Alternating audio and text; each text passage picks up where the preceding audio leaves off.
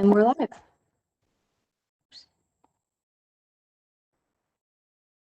With that, thank you so much for everyone who came here today to participate in this meeting.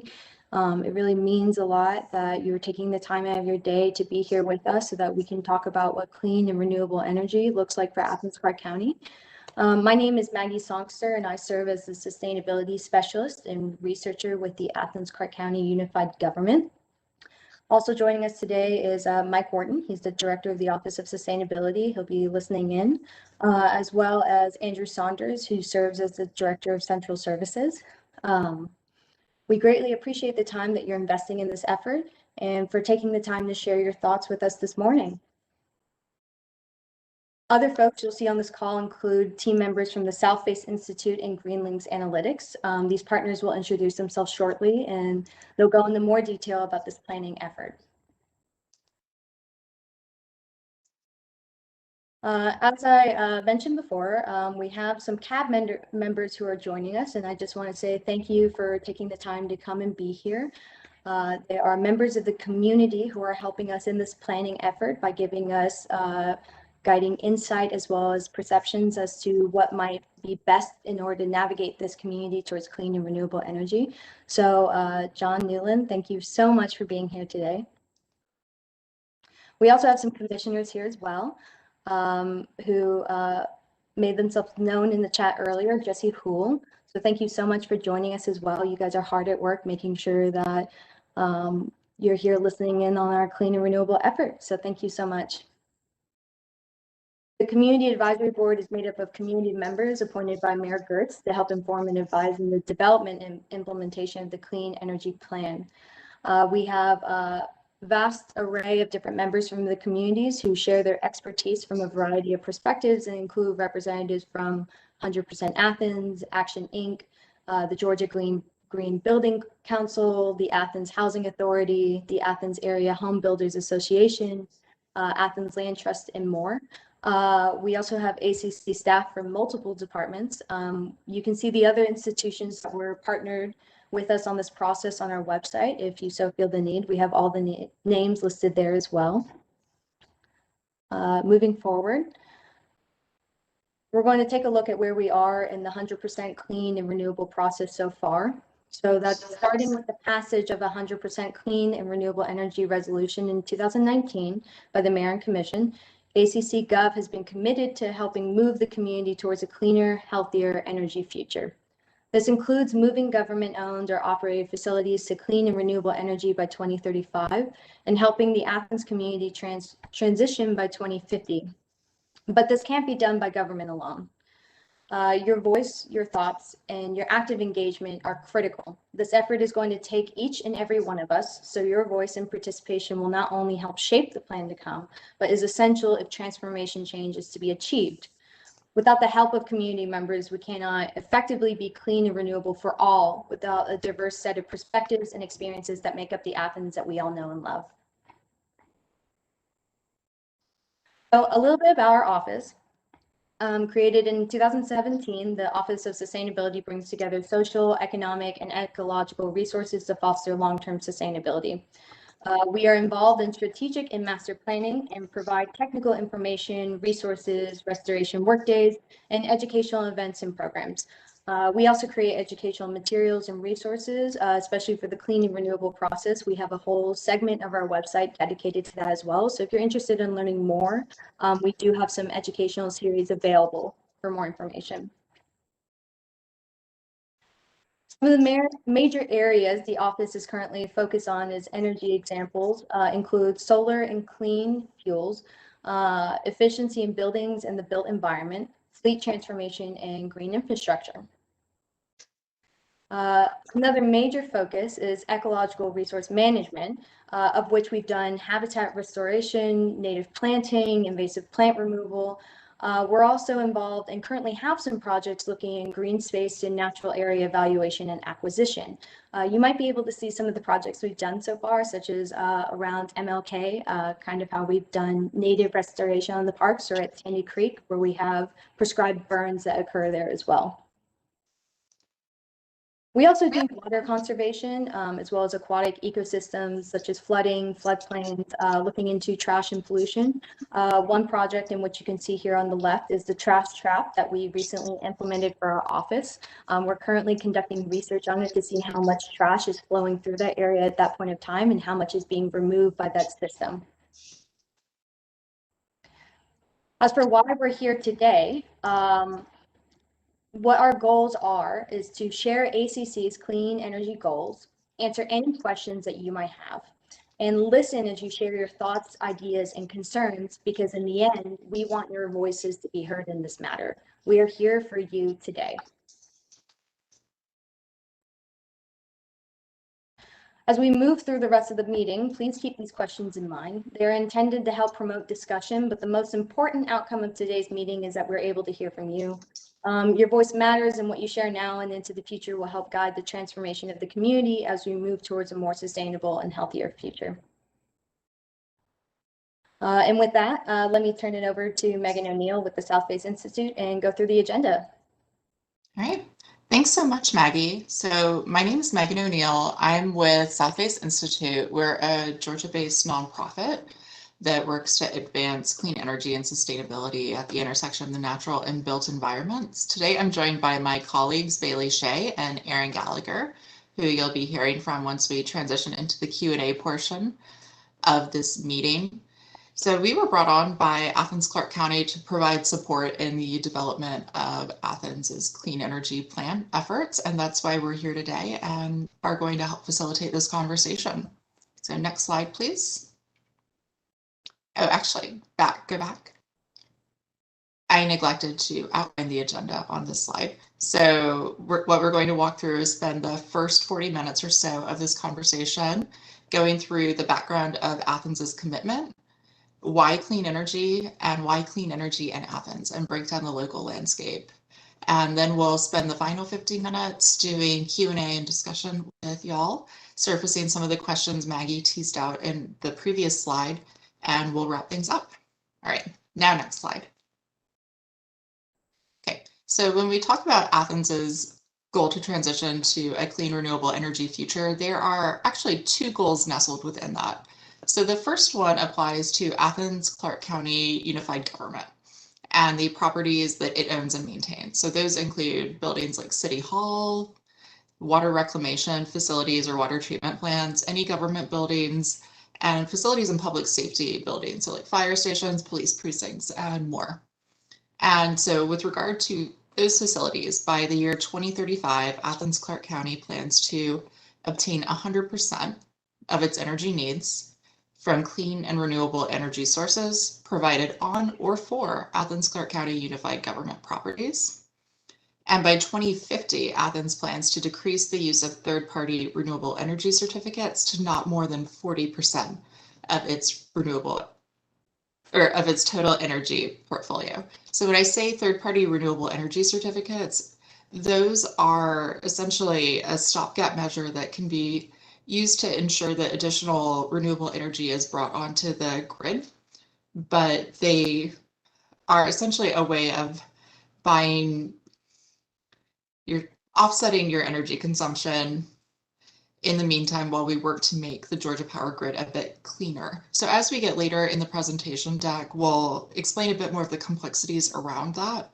This is a bit of a technical term at this time, but we'll dig into it later on. So next slide.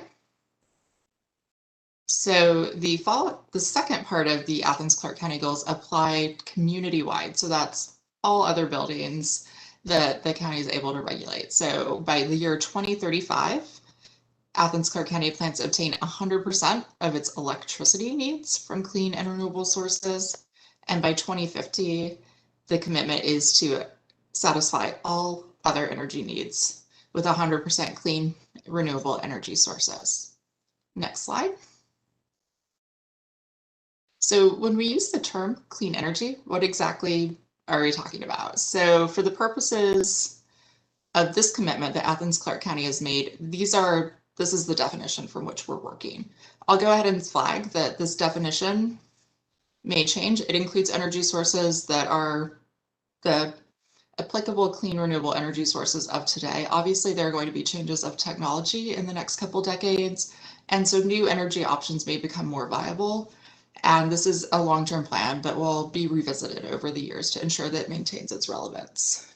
So right now, what's included in this definition of clean energy are energy efficiency, solar power, wind power, hydropower, energy storage, which also refers to battery storage, and renewable energy credits. And what is not included in the current definition are nuclear power, biomass, natural gas, and coal.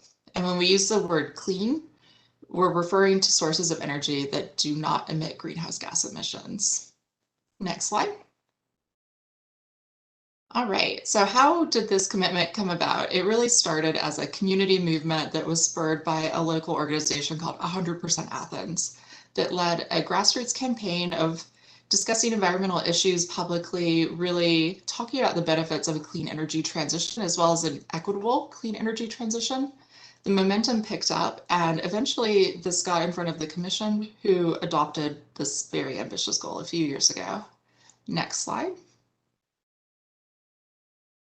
And this goal was really drafted with a lot of intentionality and a lot of thought about not just the technical aspects of achieving a transition to clean energy, but also achieving an equitable transition to clean energy.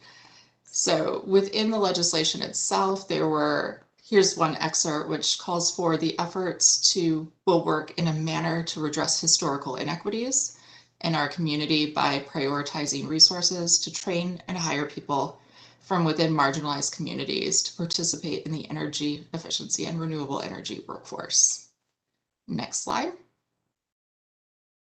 And some other items that were called out explicitly within this clean energy resolution included talk of inviting partnerships with utilities, institutional partners, industries, businesses, and individuals, as well as collaborating with surrounding communities, a commitment to revisit these goals over time, and to continue reviewing fossil fuel divestment strategies.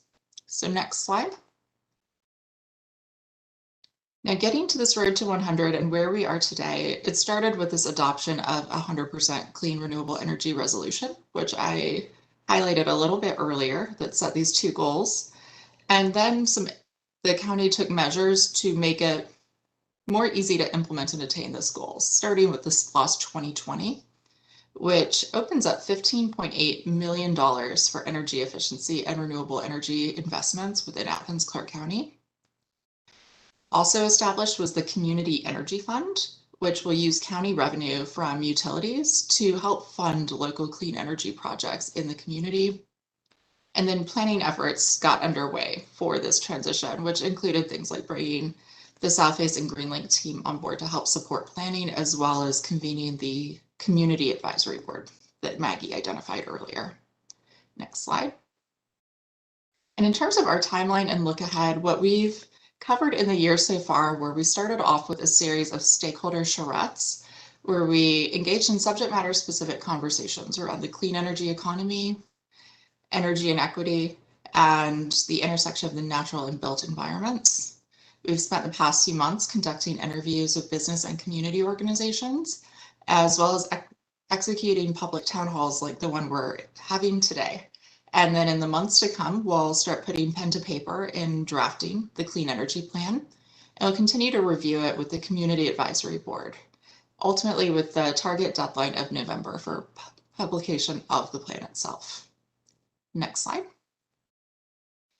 And in terms of where we are today, this is zooming in on one aspect of the previous slide and how you can help plug in the formulation of this Clean Energy Plan. Is go ahead and visit us at accgov.com/100. That's a landing page that'll provide an overview of the clean energy commitment and a lot of resources on what Athens done to date and on clean energy generally. Also on that page, you'll find a link to take the community survey, which is a fairly short survey that'll provide an opportunity to get a little more specific in what your priorities are as Athens transitions. This is a really great way for us to get insight into where the community is. And also, if possible, share the community survey with others in your network so that they can respond to it as well. Also on that page, you can sign up for email updates to hear about upcoming events and developments and browse for our online resources. Next slide. So why clean energy? Next slide. So energy is essential to our everyday lives as we know them right now. So when we speak of the term energy, we're referring to natural gas used for heating and cooking in buildings, electricity for lighting and electronics, and gasoline for driving. Next slide. And where does our electricity come from right now in Athens? It comes from burning fossil fuels or splitting atoms. So that includes coal, natural gas, and nuclear power. It comes from solar energy, and it comes from hydropower. Next slide. And the current emissions by sector within Athens, this is the breakdown of where carbon emissions are currently coming from. So you'll see nearly half of them are associated with energy use in buildings, and that 12% also refers to energy use in industrial buildings, with the remaining 40% coming from transportation emissions from cars and buses.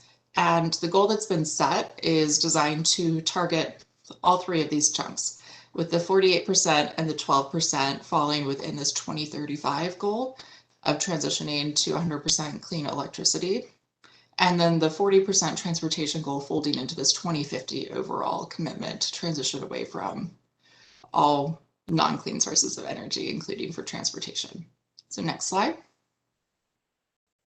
And currently Athens has an almost unusually complex utility environment in the sense that you have 4 separate electricity providers that include Jackson, Georgia Power, Walton EMC, and Rail EMC. And this map demonstrates the kind of overlapping boundaries across them. So there's going to be a need for partnership with all 4 of these entities as we move towards our clean energy planning transition. Next slide. So the sources of our energy do have an impact, and that is what's motivating this goal. So when we're talking about fossil fuels, these are jobs and communities that have mines and wells and tend to be outside of Georgia, which Eitan will go into later in his portion of the presentation. And getting coal involves mining as well as major environmental degradation like mountaintop removal. It also leads to very poor water quality, which is also the result of natural gas and fracking and extraction. And then on the bottom right, you'll see that burning fossil fuels creates carbon emissions as well, which affects the air that we breathe. Next slide. So going into greater detail on the impacts of these energy sources and the climate change impacts that we're already seeing in Athens and will continue to see if nothing changes. There's increased risk of disease. So mosquitoes, as our climate gets warmer, entities like mosquitoes and diseases like West Nile or Zika virus, which were very unusual for Georgia, will become more prevalent, and we're already starting to see that play out. Reduced work days from people being sick as a result of the poor air quality. Sea level rise, which on its surface isn't an impact for an inland city like Athens, but when we talk about sea level rise, we're also talking about climate refugees. So as Florida starts to get underwater and we start to see extreme weather events like hurricanes become more and more prevalent, those are communities that are going to be negatively impacted and will likely have to move inland. We saw this happen with Hurricane Katrina, where there was a large rush of climate migrants that moved to Georgia and ended up staying. We also see poor air quality, which leads to all kinds of public health problems like childhood asthma, adult asthma, increased risk of cardiovascular disease and other respiratory diseases. We see rising temperatures from climate change, and then extreme weather events like major rainfall events and flash flooding that we're already seeing occur as well. Next slide. So why clean energy? It has the benefits of creating local jobs when we're talking about investing in energy efficiency in a building or putting solar panels on a roof. Those are jobs that have to be done locally because these are humans that are coming into your buildings to make repairs and improvements. It also has the benefit of improving public health. Cleaner air means cleaner lungs and healthier people.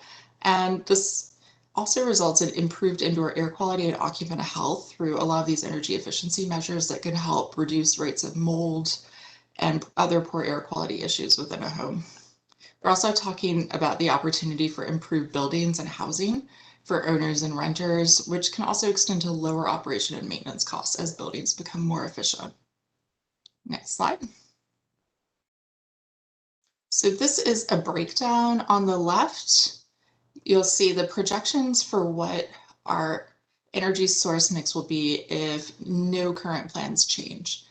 So that means if the power suppliers we currently have follow all of their plans in the years to come. So you'll see that means that about 77% of all energy will still come from coal, gas, and nuclear power. 21% will come from solar, and 2% will come from other forms of renewables. And by that, we mean hydropower. If Athens does everything within its jurisdictional power to do, and I want to stress that Athens, it has the ability to regulate a lot, but there are a lot of things that are not within your jurisdictional authority at this time. So things like that are regulated at the state level, like all of the utilities, their plans are regulated at the state level. And decisions around building codes and otherwise, Athens does have the ability to regulate now, but there are some limitations on what they can regulate. So keeping that in mind, under the maximum effort scenario where Athens does everything it currently has within its powers to do, you can reduce that 77% number down to 39% of coal, gas, and nuclear. And then you can achieve 40% of this transition just through energy efficiency investments locally. Solar will stay about the same at 20%, and other renewables will go down slightly at 1%. But you'll see here, energy efficiency has the potential for a massive impact in reducing local reliance on fossil fuels. And that's just through what Athens has the ability to do now. Partnerships with utilities and state government can help shrink this 39% number down significantly. And so that's a key part of achieving this transition. It's not just doing what you can locally, but working with your statewide partners to further move the needle in working towards this 100% goal. Next slide.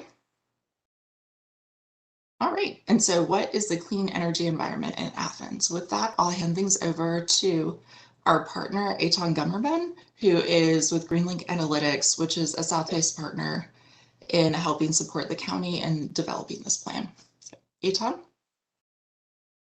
Thanks, Megan. Appreciate it. It's great to be here, everybody. I'll just say briefly, for those of you who don't know Greenlink Analytics, we work in fields around urban sustainability, equity mapping, utility resource planning, where we do data analytics. So the forecasting that Megan was just talking about, that's kind of our bread and butter. And we work in that space around energy emissions and co-benefits. And I'll be talking about some of this. Our goal is really to help planners and others kind of explore thoughtful, clean energy alternatives. And I'm going to share some more context and some numbers, but not just some examples, and kind of help round out some more thinking around this. And I'll be here for the Q&A. So thanks. I'll try to go pretty quickly. Next slide. So one of the things that Megan was alluding to and that we did some digging into is to level set sort of, where does our energy come from and how does that relate to costs? So for example, we found that currently about $23 billion is spent to bring energy into the state. That's at the state level, and you can see that's a mix of coal and natural gas and oil. That's the black, blue, and gray symbols. And to kind of boil that down to our city level, that's about $500 million or $500 million a year. The point of identifying that is that one of the goals is to focus on ways to keep the dollars more local and to help the community. And if it hasn't been made clear, spending on energy efficiency and renewable energy are ways to keep these dollars local, and not just necessarily to reduce costs and to keep it in customers' pockets, but it's also easier to hire local contractors to do energy efficiency installations and work on homes and businesses, as opposed to buying oil that is often coming from overseas, and most of those dollars are going out of state or out of the country. So that's probably enough on that. Next slide. So we do, some of the analytics that we do is we actually calculate what does having local clean energy jobs look like. So we have lots of information, not our own, but from a different resource that identifies supply chains and what sorts of jobs are happening in different parts of the country. And so clean energy jobs broadly are in that first bullet point, right? I'm not going to read it to you, but there's, you know, installation and builders and research and everything else that you can imagine around transportation and home energy efficiency and whatnot. So the calculations that we did identified that as many as almost 10,000 new jobs related to clean energy could be added to the Athens community. So that's essentially about as many people as work at UGA. So this would be over the course of the next 10 or 15 years. And when we do a companion analysis of what does that mean for wages as well as additional spending power, when you average that, which, you know, it doesn't happen like that in real life, but the way to level set that is, you know, that's over $600 per resident per year should be able to come into the community and or have more spending power as a result of more local jobs and more spending on local manufacturing and resources and just additional economic local activity. Next slide, please. So for a couple of local examples of what's already been happening. So you can see pictures. We've got the brewery in the left there, Terrapin, where their solar array is expected to offset 30% of their energy consumption, which could put a nice dent in carbon dioxide emissions. AES, Alternative Energy Southeast, has this nice roof, solar roof that you can see that they've installed there. And W&A Engineering, their headquarters is this old mill that's been retrofitted, is very energy efficient. I think Southface worked with them on that. And there's also a solar installation there. So things are happening. We've got things going on. Oh, sorry, I should have mentioned W&A is a CAB member as well. So we love that. Next slide, please. So some other more broad efforts that are happening, those were more individual. So Solarize Athens has gone in, I guess now their second go round, and I was told that over 300 participants have signed up for as many as 500 kilowatts of installations. So this is really big. It's exciting, and what makes a move like this valuable is you get economies of scale when you come through, and you can kind of do bulk purchasing, and essentially it brings costs down. Lots of renewable power is already cost effective, but you can imagine economies of scale just make that even more so. And it's going well, and that's very exciting. There's another effort through the Land Trust. The West Broad project has been involved in, also another CAB member, it's been an energy audit and education and also energy efficiency projects. It's happening in historically Black neighborhood, which I think speaks to the interest of some of the equity considerations that are not far from the front of the mind in doing this project. This isn't just a narrowly focused endeavor on clean energy. You know, the group is, everybody's trying to consider broader issues. I mentioned the jobs before, but equity issues are all also front and center here. So this has involved, you know, training around energy efficiency issues and bringing local jobs in. So it's really exciting. Next slide.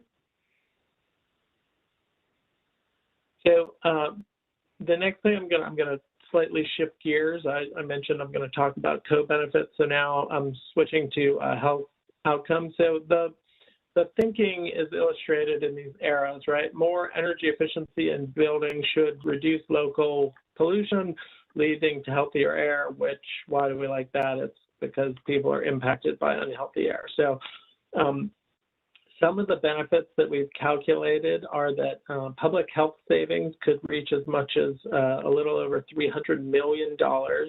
That's a cumulative number, not annual, but in less than 15 years. That's pretty nice.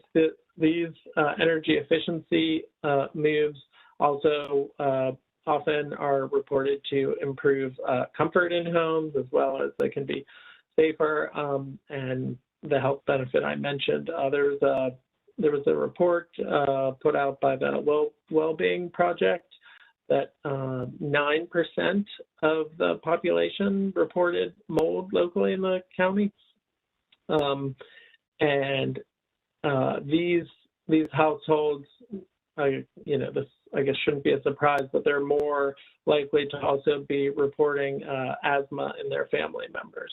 So this, these problems sometimes are coexisting, right? People who live in homes that are maybe not as up to par as we'd like are also suffering from health problems as well. So we see this as an opportunity to solve multiple types of problems by pursuing these directions.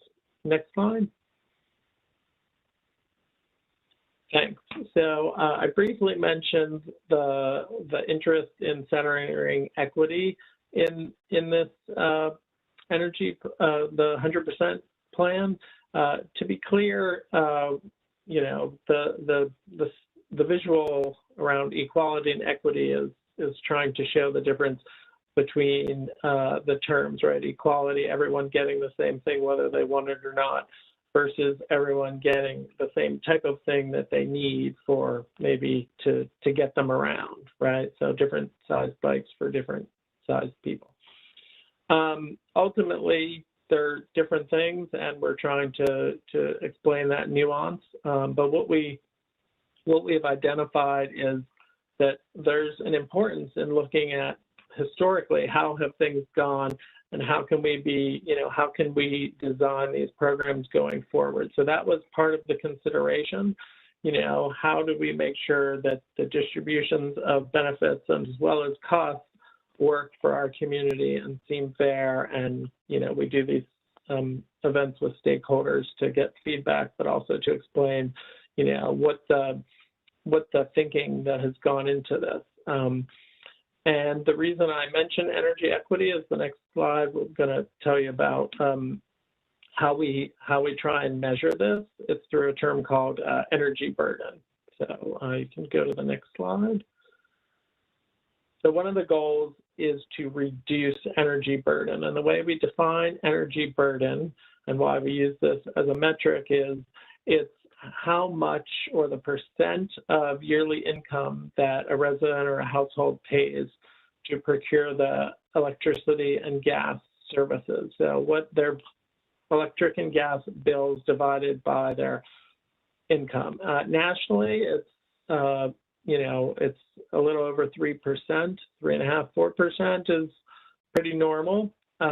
Anything above 6% is officially considered high by the federal departments that define that. I'm sorry, I'm not remembering off the top of my head who designated that. And 10% is considered severe energy burden. So if you're spending more than 10% of your household income on energy, that's considered to be a severely burdened.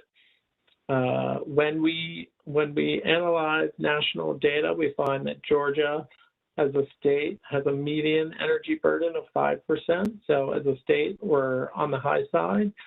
And in particular, in Athens-Clarke County, it's even higher. So not severe, but over 7% is pretty, I don't want to say extreme, but it's higher than I think anyone would like it to be. This map on the right is showing a color spread of where the energy burden, the median energy burdens change. So you can see some of the outlying areas have the lower energy burdens, and into the city center near the university have some of the highest energy burdens. You know, and there's all sorts of different reasons for this. These are not, you know, there's different amounts of people who live in these plots, and, you know, some of, you know, students aren't going to be reporting high incomes usually and things like that. But, you know, in general, we look at this all over the country, and most areas are aiming to reduce their citywide energy burden as well as the disparity in burden between different communities. Next slide.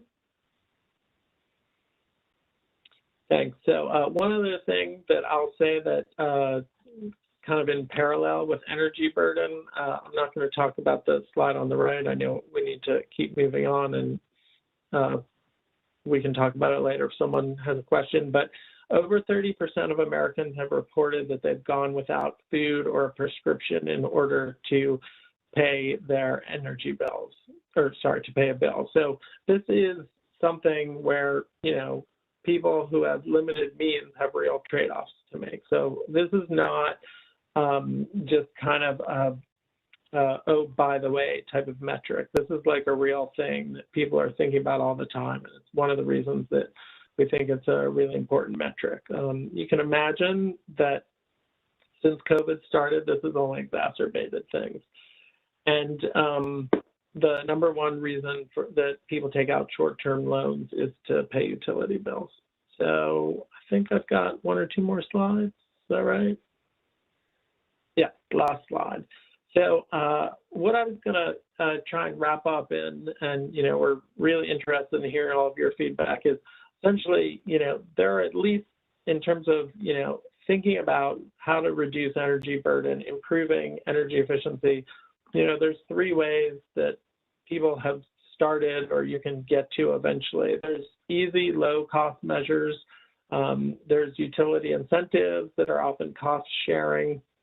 People are doing right away. Weatherization, kind of more holistic look at perhaps your residents, ways to seal leaks and to caulk things and just to take care of windows and other things where you might have not realized things. But deep energy retrofits are considered on average to get to as much as 40 to 50% reduction in energy. So with that, I'll just conclude by saying my final notes here, right? We think that this is in many ways a win-win-win. We can reduce costs, and we can improve health, and we can even stimulate some jobs. So thanks, and I'll turn it back to Megan or Maggie. Sure. Maggie, if you wouldn't mind navigating us back to my last slide, which was slide 29, I think I created the opportunity for some confusion, and I just want to clear it up before we delve into our discussion. Sure, just go ahead. Tell me when the, let's see, tell me when the... Yeah, it's the one with the two side-by-side pie charts.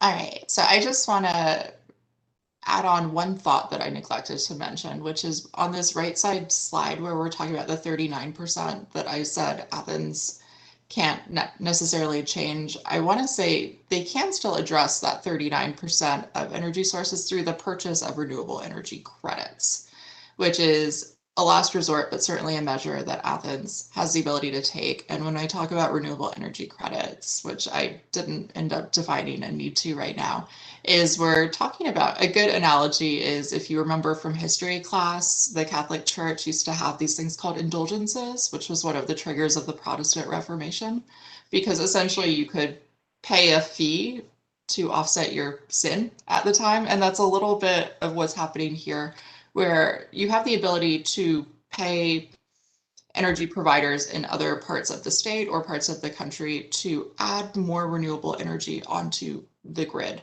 to offset your fossil fuel consumption. And so that does have the benefit of adding more renewable clean energy to the overall power grid. The downside to that is that those aren't necessarily locally produced or electrons. So the desire is to have this 100% clean renewable energy generated as close to Athens-Clarke County as possible and on Athens's existing grid. But as a last resort, there is an option available that can be taken to help ensure that this 100% goal is fully met. It's just, there's more of a desire to work through local partnerships with state entities in order to ensure that these options are locally produced. So thanks for letting me clear that up quickly. I didn't want to take us down too deep of a rabbit hole. Megan, Yes. while we're on that slide, I'm just going to add one more thing, and you might have said it, but I don't remember. So while we're trying to clear up potential misconceptions, so Greenlink did the forecasting for this, since it's, you know, imagining what the future is going to be like. It's fraught with assumptions. I want to clear up one assumption. The assumption that we made is that people are going to pursue cost-effective measures. So when we show 20% solar, that doesn't mean that there's no way to generate more than 20% of electricity, for example, from solar. That just means that at a certain point, the sites where you would start putting in the solar, it just gets to be more costly, for example, and things like that. And you decide like, hey, this isn't cost effective. There are other things that we are going to do that are more cost effective. So thanks. All right. Okay, and now we can navigate back to the Q&A slide. All right. All right. So in this segment, what we're going to be doing right now is probably the most crucial part of why we're here today. It is now time to listen to y'all and to hear your opinions about what you've seen so far, or any thoughts that might have percolated during this presentation. You're welcome to use the chat as well if you want to ask these questions. However, we do have some logistics in which you can also use your audio as well. So far, you've been granted access to your audio, but what you're going to need to do is that right next to your start audio broadcast option, there's going to be an option to connect your audio. Once you do that, I will be able to unmute you, and you will then have control over muting and unmuting yourself.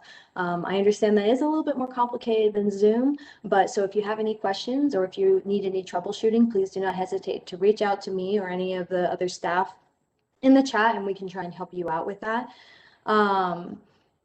From there on, if anyone would like to say, raise their hands or kind of signify in the chat if they would like to speak first, we can start going ahead with questions at this time. Great. So yeah, I see a couple questions in the chat, and we've had some pre-submitted ones. So I will, I'll go ahead and start with those that we have already submitted. But like Maggie said, mics are unmuted, and so feel free to speak up and add your voice and ask any questions. So first question I see in the chat here, and then we'll go to the pre-submitted questions, is from Sally. Thanks, Sally. So Sally thanks us for our presentation, and Sally, thank you for being here and for your question. So Sally's asking, do we anticipate state involvement, like the recent passage of Senate Bill 102/House Bill 150 will impede ACC's work towards these goals? And if that's all right with you, I'll ping this one to Andrew to address this question. Sure. Thanks, Bailey. So just so y'all don't wonder why the weird guy's here, I actually used to be the sustainability officer for Athens-Clarke County and have been deeply involved with our energy program. Sally, I would say yes. So for those on the call who aren't familiar, House Bill 150 was a statewide preemption that basically restricted counties and local governing authorities from doing anything to prevent or even have the act of preventing natural gas connections within the community. And that is natural gas is generally a bit more challenging to convert to renewable sources than electrified resources. There's a lot to be answered there. I suspect a good bit of that will be resolved in court. So do we expect continued state preemption? I would argue yes, that you will see large lobbying firms continue to push for that. Although I would also offer that there are state mechanisms that are effective in supporting our goals as well. So one example of that is working with the Public Service Commission in the last IRP update, their utility planning. We were able to get Athens incorporated into a pay-as-you-save pilot program that's run by Georgia Power. So basically, state and federal policy is a double-edged sword. At times it will be challenging, and at times it will align with the goals we're trying to implement. All right, thanks, Andrew. So I see a few more questions coming in. I'll go with one from Fletcher, which is a little broad, and I'm going to combine it with another question that we got pre-submitted. So Fletcher's question is, how is ACC going to encourage the local generation of renewable energy? And then we got another question that was pre-submitted from someone named Daniel Uribe. In the process of creating solar RFPs, are you also considering solar energy procurement agreements? So I'll give that one to Megan to start, and then maybe Andrew to add to from a county perspective. Sure. So with regard to the first question, which was how is ACC going to encourage the local generation of renewable energy, I can lead that off by explaining a bit of background about how other jurisdictions have done this and some options that exist. And then if Andrew has anything to add to that, please jump in. So typically when local jurisdictions are trying to encourage renewables adoption within boundaries, so within county limits in this case, and forgive me, these aren't my dogs, it's a neighbor dog that's disturbing us. They'll adopt policies like that target new construction first, which is the lowest hanging fruit from a logistics standpoint.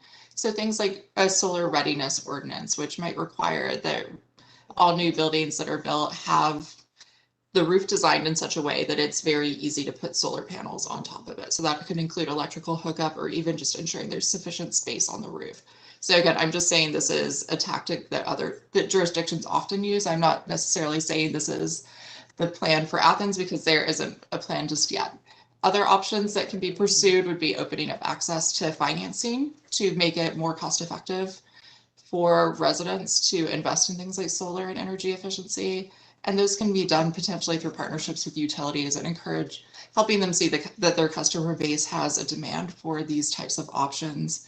And then also just being a resource to help educate the community on the options that already exist and making, like on the second half of Bailey's questions, which tapped into SEPAs or solar energy purchasing agreements to help residents take advantage of the resources that are there, as well as one other barrier that often exists is difficulties associated with even permitting solar projects locally or zoning laws that might prohibit solar development on certain types of buildings in certain neighborhoods. And so it's quite common for cities to assess their local zoning code to get rid of any barriers that might exist. Just from our code standard, it's not uncommon for zoning codes to only be revisited every 20 or 30 years.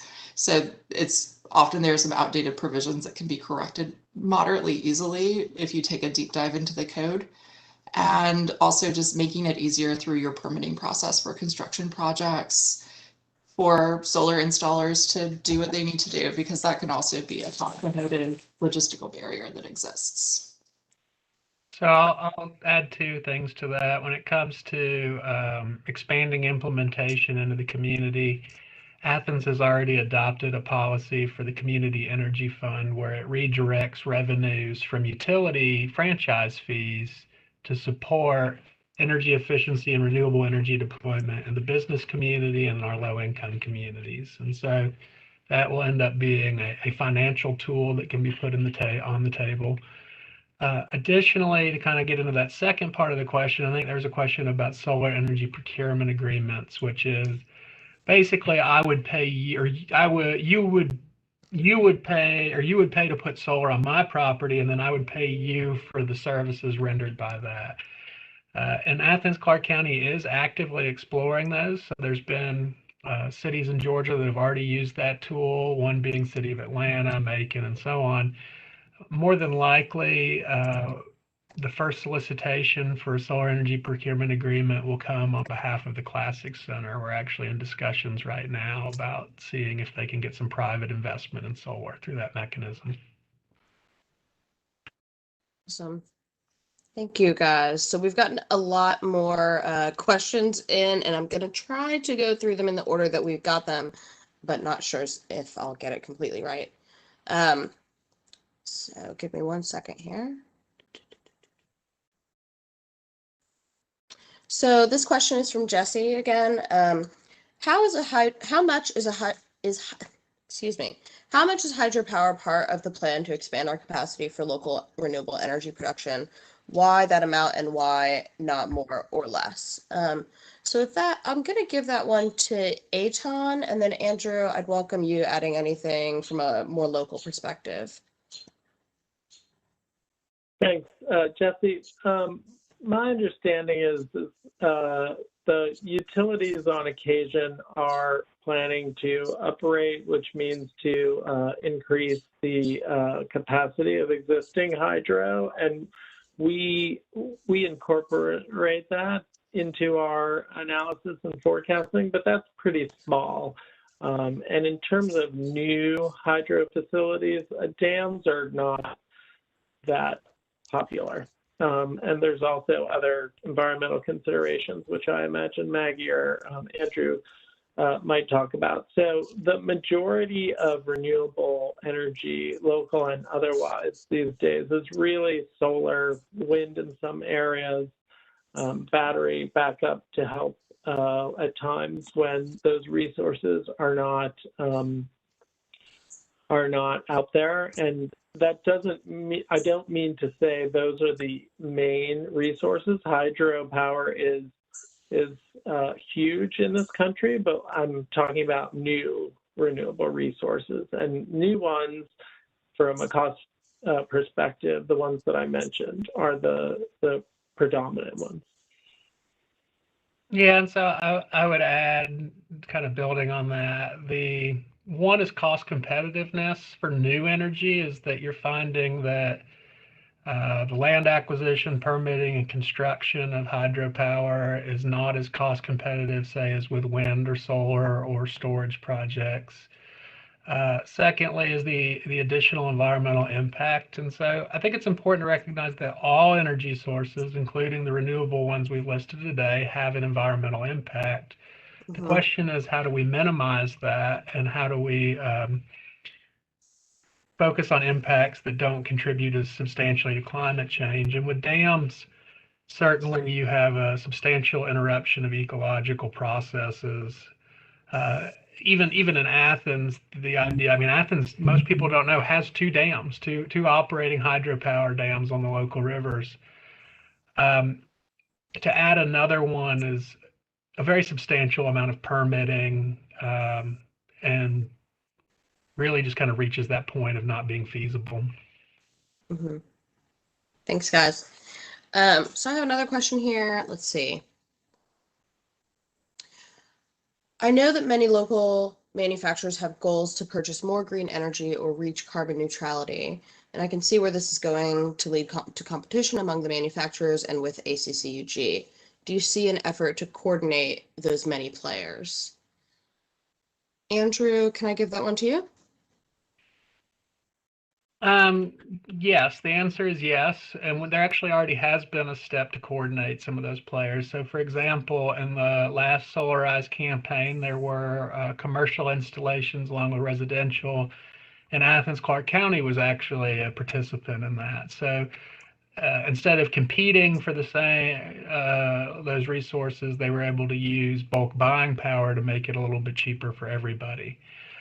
Another thing is that we're seeing this production scale substantially, both through things like the availability of solar power, but also the technical skills to do installations and energy efficiency. And so that's part of what excites us about that economic potential. The last thing that I'll add is working for the government. I occasionally am involved with our recruiting efforts for new economic participants, new businesses in Athens, and these tend to be the really large ones. And in recent years, that has actually become an increasing question that is asked of Athens-Clarke County is, how will relocating in your community help or harm our renewable energy commitments? And so that's been one that I've been excited to support, and I'm very happy that businesses are actually asking that question of the communities they're considering.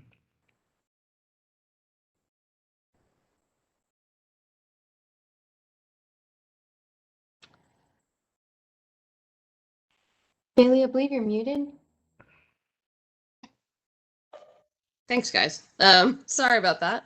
So I'm going to back up to a question I missed earlier in the chat that's a little bit more broad, but it's a good one and it's an important one.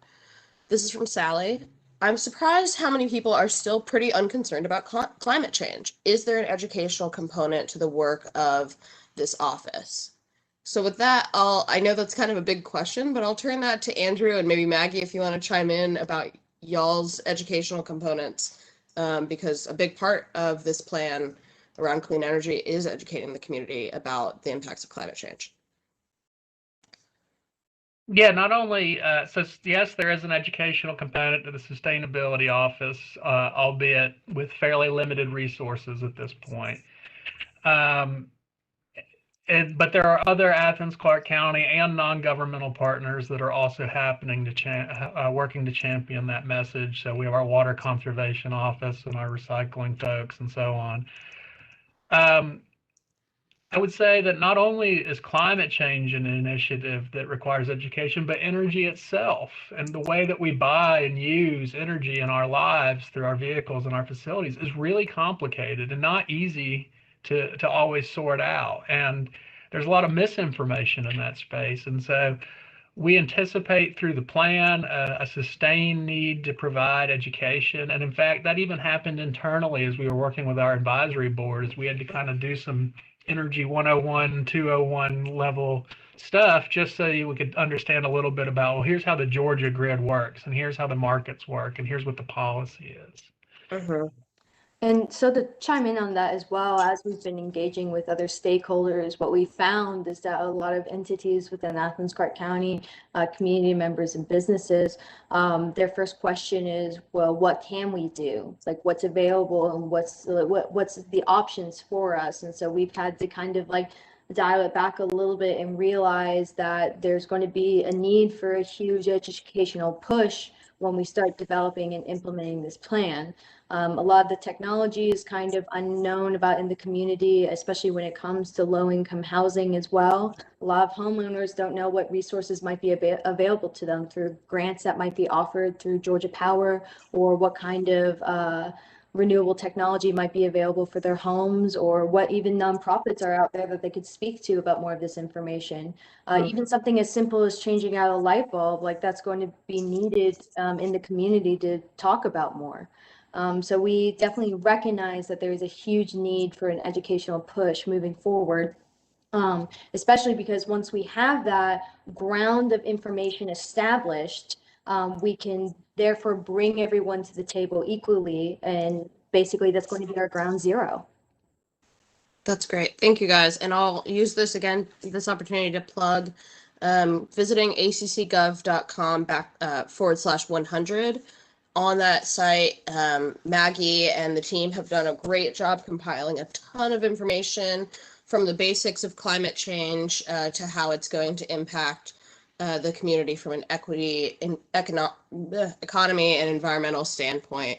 I encourage you to go to that website and read up, basically. We also have educational modules. Those presentations that Andrew alluded to that we did for the Community Advisory Board have been recorded and are available for watching and cover kind of the basics of this a little and dive deeper into basically everything that we've touched on today in this presentation. And I just dropped a link so if people, if that's easier access, like people can see that right there. And one of the key things out of this is that after, if you watch those proponents or those presentation and videos, if you still find that you have questions, please, like, that's exactly what we want. Ask us those questions, because then we know of areas that we might have missed that we need to cover when we go over this process. Exactly. Great. Thank you, guys. So we have one more specific question, a pretty specific question that was entered in the chat box. I have a few pre-submitted questions that were submitted before the presentation, but I just want to take the opportunity to remind everyone that you have the ability to unmute yourself if you'd like to speak up. No pressure, but I just want to remind everybody that you can if you want to chime in and ask a question, unless Becky has a. I might add, once you have requested audio and once I am able to unmute you, because unfortunately, like as the host, there are some kind of sticky permissions here. So once you've requested audio and I've seen that and I can unmute you, then you have the power to mute and unmute yourself. If you are having any problems with the logistics of that, please reach out to me. Let me know in the chat and I can help you through that. Cool. So this question comes from Emily. And it's pretty specific, so I'm gonna read it all, and then I think I'm gonna hand it over to Andrew to take a stab at it first. How do you plan on offsetting the costs for private citizens to use solar blocks? Currently, with Walton EMC, it costs more to use solar blocks per bill. I'm assuming this refers to community solar blocks, but it's not specifically noted in the question. There are no long-term savings. ACC citizens will not be able to afford that or may be unwilling to pay the extra amount per bill. So assuming you're speaking to the community solar blocks that Walton EMC offers, I'll offer that one to Andrew first and then maybe Megan to chime in. Sure. So there's a couple of utilities in Athens that offer community solar where you can subscribe and you actually have a fractional share of a big array that's either in Comer or over in Walton County. And the more energy it produces, the more it offsets on your bill. And I think, as Emily has noted, that right now, it's gonna, if you were to buy that same amount of energy it's producing from the grid, it would be cheaper. So there's actually a financial premium for that service. Mm-hmm. So if your goal is to strictly be focused on cutting your bill, that is not a tool you would start with. Mm-hmm. However, it is useful for something Athens does have a lot of, and that it would be renters. And so as you find people that are going to be here temporarily or have very shady lots, that can be a tool to support renewable energy use in the community. Specifically, I think the question is, how do we plan to offset the costs? I would offer, quite frankly, I don't know that we do. However, one tool that has been discussed is we've had some informational discussions with utilities about providing land, either around an airport or at the landfill would be an example, kind of these areas where you can't do something else and they have very low ecological value, that we want to make that space available. And in exchange, we might ask for a certain number of blocks to be made available in the community or a different tiered rate for county residents. So far, there hasn't been any action on that, but that'll continue to be something we explore as this plan moves into implementation. Thanks. I have a couple of pre-submitted questions left, and then we'll open it up a little broader. So this one's from Thomas. Not sure if Thomas is on today. With so many companies and municipalities setting 2025 and 2030 goals for renewable energy, how do we encourage utilities to prepare for this need? So there's a lot to this question, and I'm going to ping this one to Megan. All right. Thanks, Bailey. So I think to some degree, we're doing it right now by setting these commitments, because these visible community-driven commitments made at the local level are really demonstrating to broader utilities the level of commitment that their customers have to achieving this transition. And it highlights the need. And you'll see this in statements that have been made by utilities across the country over the past several years as this movement towards 100% goals has picked up steam, with multiple utilities making either renewables goals or carbon neutrality goals, including Southern Company, which committed to carbon neutrality by the year 2050. So I think by virtue of having these public conversations and these public goals, we are driving utilities in this direction through their own business model. Although, as we demonstrated through the analysis Eitan walked through earlier, they haven't yet formally changed their generation plans, but they've made commitments to do so. But we're not doing our modeling based on that. We're doing that based on the specific plans that they have laid out right now. But I think putting the pressure on in the way that we're doing right now is a big part of this process. Does anyone else have anything they want to add to that question? I might add that the largest regulated utility, Georgia Power, is actually already starting to pivot specifically in response to companies. So they developed the CRISP program, Customer Supplied Renewable Procurement. It's a complicated mechanism, but that was almost exclusively initiated because the tech companies were considering Georgia and they wanted to be able to meet their energy commitments. And in this case, Georgia Power found that to be a viable program for them and their ratepayers, and in fact expanded it through the last IRP. And so governments and utilities tend to move slow. Let's just be frank. We're not always the first to innovate, but I am personally seeing both, and especially utilities are responding to what they're seeing in the market, and they're starting to see that our customers want a different product and they want it to be cost competitive, and how can we provide that? Thanks, Andrew. So we have one more pre-submitted question. It's definitely a two-parter, so I'm going to split it into two. First, and this is kind of about one of the many state level maybe obstacles that we face in moving towards clean energy. So what can be done to convince the state to end the $200 electric vehicle penalty tax? That's from Claude. I'm not sure if he's on. Andrew, not sure if you have thoughts on that you want to share? Sure. As a EV driver myself, it is very frustrating. So for people on the call that don't know, a few years ago when Georgia revamped its gas tax, its transportation tax, they started applying a $200 per year fee for electric vehicles because, quite honestly, electric vehicles were not paying fuel tax.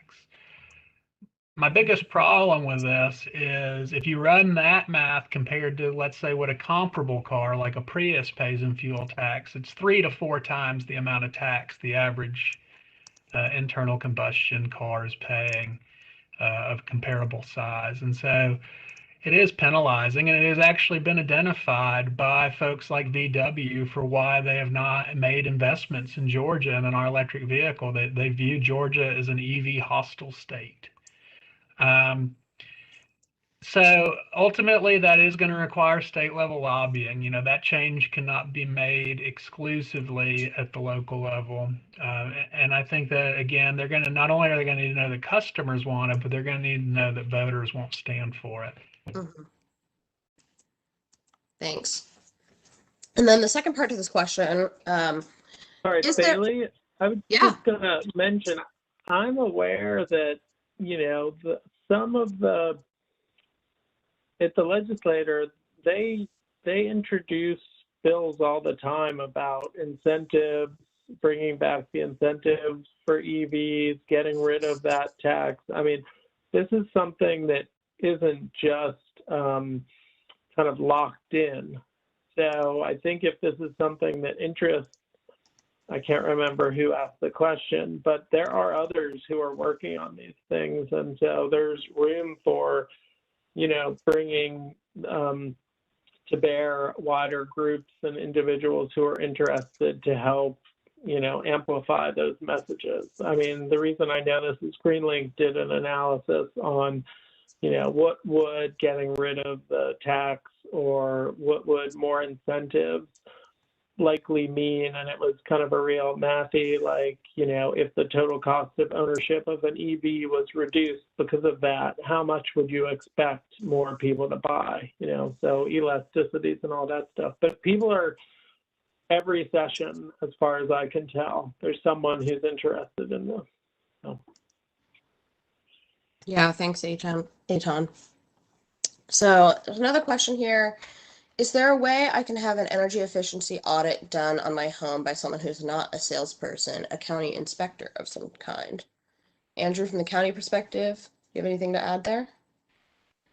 You know, it's an interesting idea. That's not been a model I've seen in Georgia yet, to have actually municipal staff do it. What we tend to have seen is rebates and subsidization by the utilities themselves as part of their kind of demand management.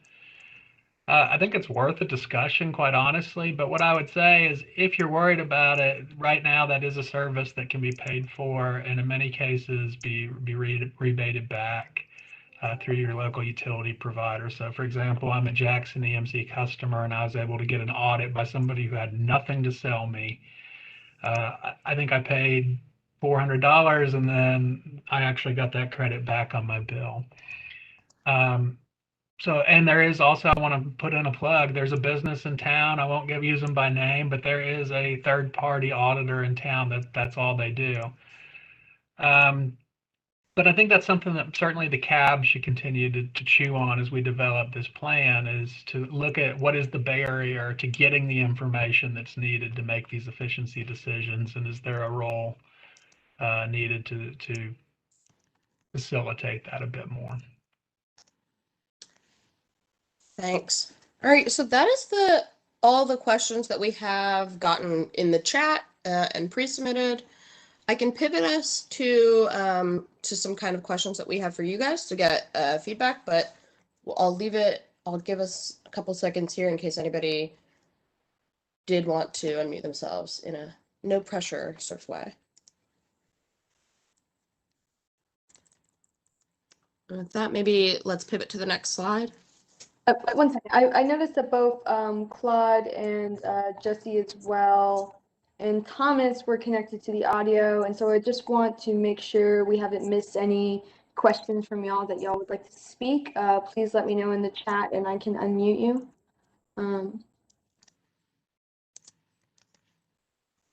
If not, we'll move forward. Thank you, Bailey.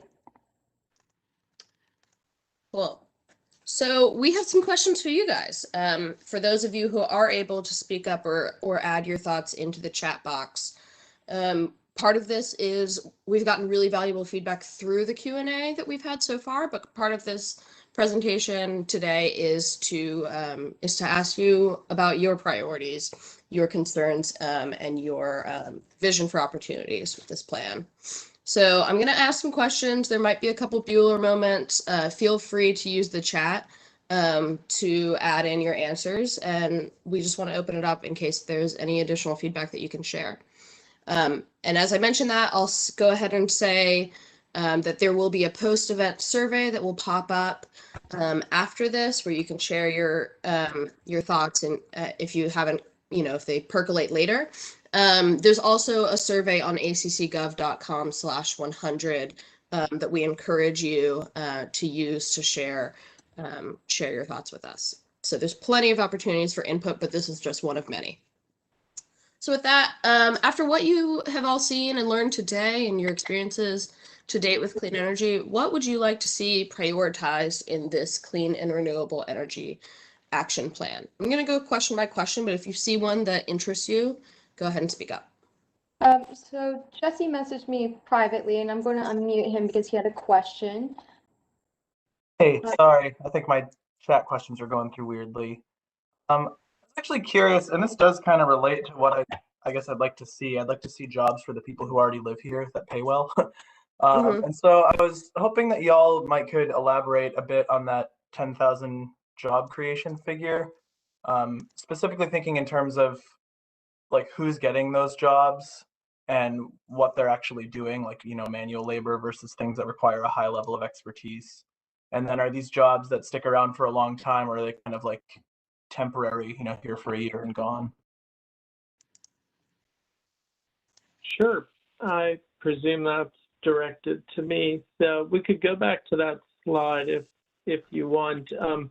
I'll try not to bore everyone, but also answer your question, Jesse. So the way we calculate jobs is there's this known econometric model. It's called IMPLAN, and they evaluate the whole supply chain and all the pieces. So when it comes to, say, like solar panel installation, so there's the manufacturing component and the installation component, and maybe there's the people who, you know, the middleman who sells it or the contractor or whatever.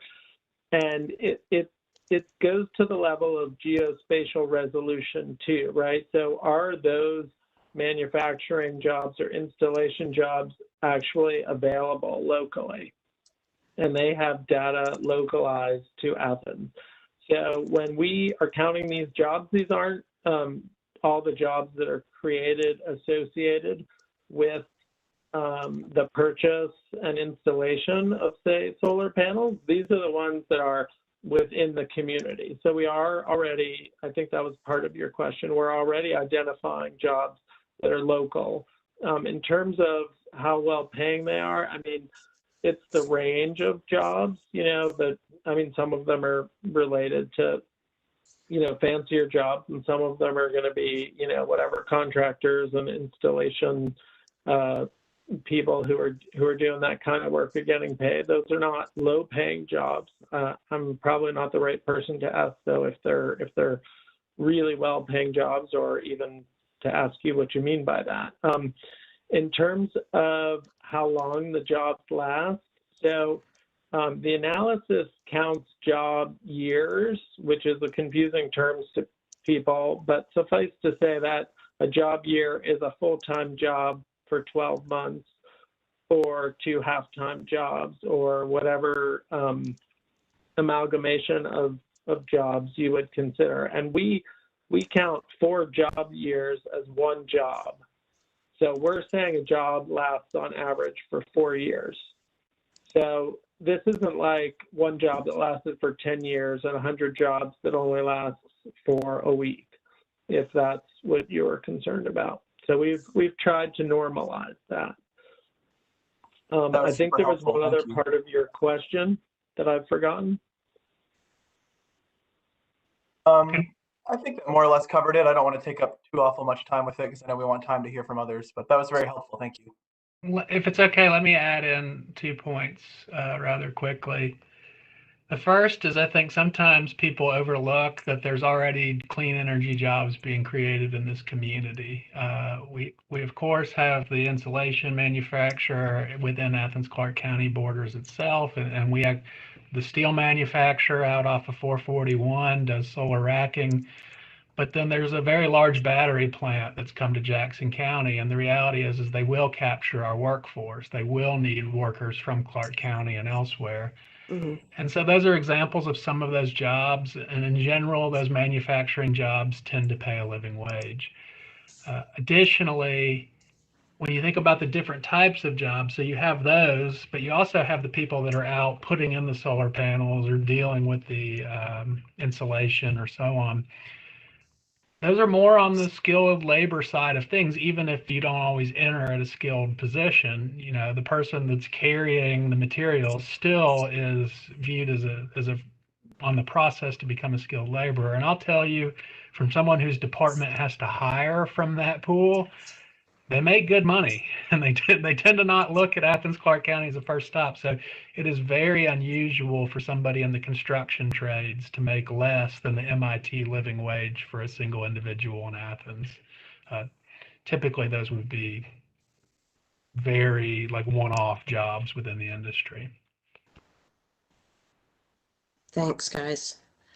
The Maggie, one thing I'd say, Bailey, is sure. you know, when we do this analysis, you know, we do the best we can, but it requires good planning. The last town hall I was in, somebody asked about how they heard that in one place, like everyone's bills went up when they had a lot of solar in their town. Like, you can do this stuff right, or you can do it wrong. And if there aren't enough people who work in these trades, then it behooves the community colleges and other places to kind of plan together with the county to make sure that we have the right people trained, so there's more jobs or there's not too much wage pressure or whatever, right? I mean, we need to do this right, and I think that's why these conversations are valuable. Absolutely. Maggie, if you can get us back to the list of questions, and thanks Commissioner Houle for your question. It was a great one. And as someone who's moderated 3 out of 4 of these, we've really been hearing from a lot that the concerns and priorities around workforce. So that's a major theme that we've heard, and we appreciate you echoing that. I'll leave this up, and I'll go ahead and kind of open it up. We have 5 minutes left, and don't want to overstep time. So if any of these strike your fancy, please speak up. How do we measure success? What does success look like? What are your priorities? How can we be accountable? All of these are questions we'd love to hear from you.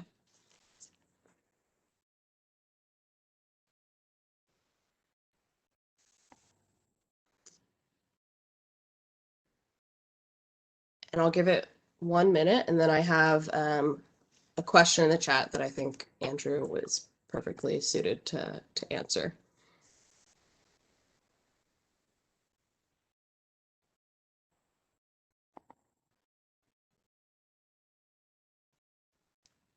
All right, we'll keep these questions in mind, everyone. Like I said, there's going to be plenty of opportunities to share thoughts and feedback. Continue to use the chat box if you want in these final few minutes, and look out for that survey on the website. And we appreciate you being here. So I'm going to use this opportunity to have one last question from Emily.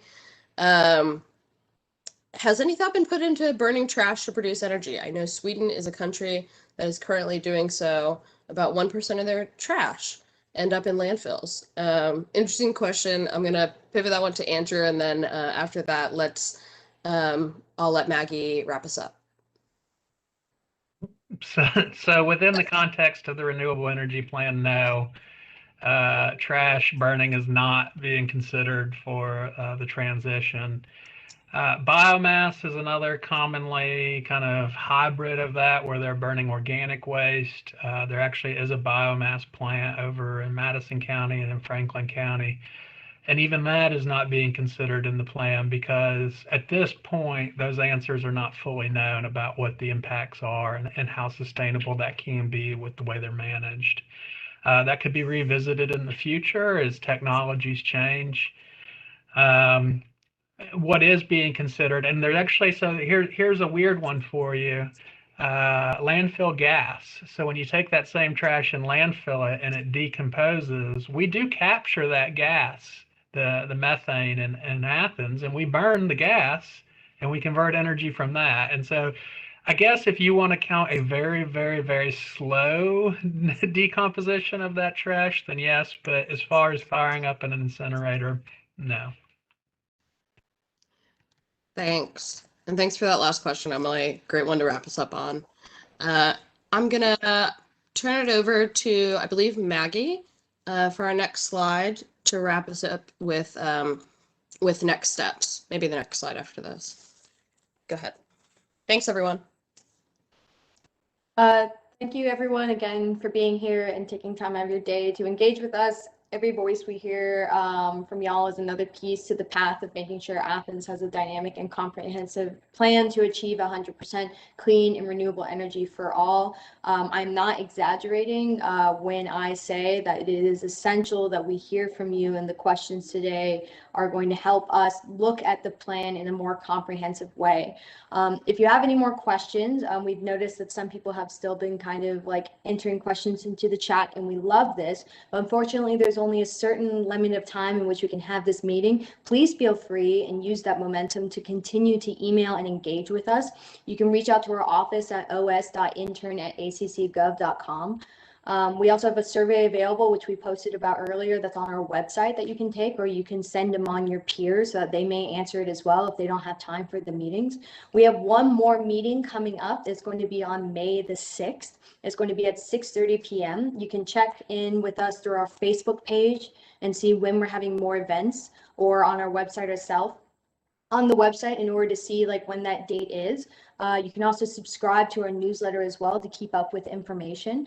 There's going to be a post-event survey at the end of this meeting as well. So when it ends, there's going to be a pop-up window that comes up. If you feel free, please, to tell us in the survey about how we did. Be honest. We really do want to hear that and be like, oh, you know, this format wasn't great. We'll like see if we can fix it for next time. We'll also have PDF of the slides sent out, as well as more links to the upcoming town hall and community survey. So thank y'all so much. And I hope you continue to have a great day.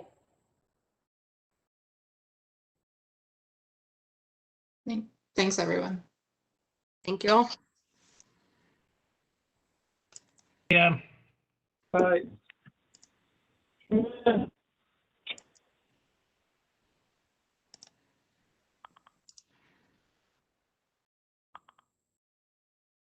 Great job, Maggie.